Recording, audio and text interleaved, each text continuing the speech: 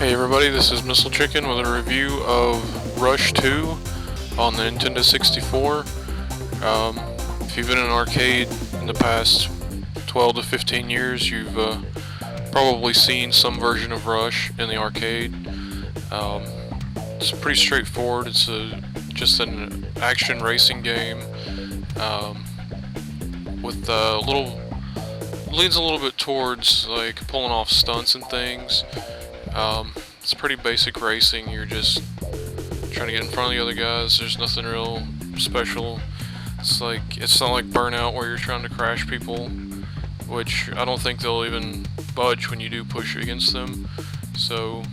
But that's not really what makes this game fun. It's just the racing game is just kind of standard, just the racing mode. As you can see, you can customize your cars and stuff on the 64 version. Paint schemes, stripes, rims and everything. And there are like hidden keys and stuff throughout the tracks and things.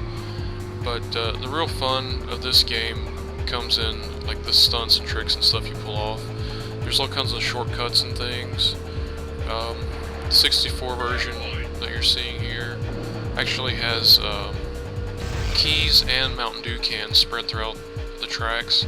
And I think there's somewhere between 12 and 16 keys and 4 Mountain Dew cans on each track. And when you find so many of them, you'll unlock a specific car for that track. Which is kind of weird because you have to find X number of keys on each particular track to unlock a car for that track. So you'll actually be unlocking the same car over and over again for different tracks. So, I mean, that was kind of weird the way they did it, but I mean, it's still a fun game. See little loop-to-loop thing right here. I mean, it's a game full of shortcuts. It's back when racing games used to give you the option to do like a mirrored version of the track or to race backwards or whatever.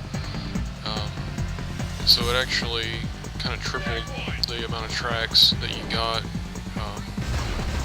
just from one track. So actually quadrupled, because some racing games will let you do like the reverse mirror. I'm not sure if this one will or not. But yeah, you can see I'm just racing along with different cars, different paint schemes and things. There are a few things. You actually had to change the horn, the rims, the engine and stuff. The engine really didn't make much of a difference, but you could adjust how much torque your car put out, which would actually affect the drift. And choosing your tires would affect grip and handling and different things like that. So it's a pretty decent amount of customization for a Nintendo 64 game. I mean, again, the racing's pretty standard, but the real fun that I had out of this game was the stunt mode, because there's one track and it's dedicated for stunts only, and it's just this big box with ramps and jumps and all kinds of different little structures that you just bounce your car off of and do tricks and things. And say like you're doing a barrel roll, well, if you mix that with doing like a somersault or forward flip or whatever, it's going to add like a multiplier, so you're going to get a score from it. And that's what you're seeing here is just their version of the Viper in the stunt mode, just like pulling off some tricks and things.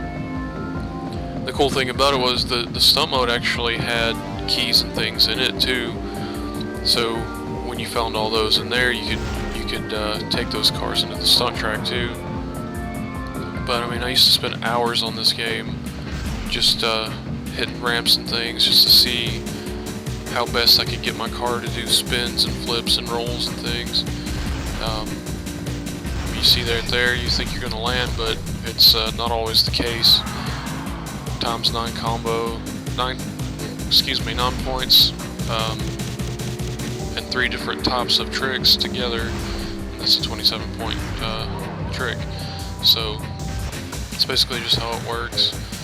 And I mean, it's just a really fun game. And I picked this one up for like $8. Probably less because I got it at Game Escape, and Rich always gets you a good deal down there. Got check out my other video to learn more about that. But yeah, I mean, I recommend this if you've got a 64 laying around, you're wanting to break back out for some reason, you don't want to spend a whole lot of money on a new game. I mean, it's just a fun game. You can just sit there and kill time with it. But anyway, hope you enjoyed this video. Hope to be back soon, and thanks for watching.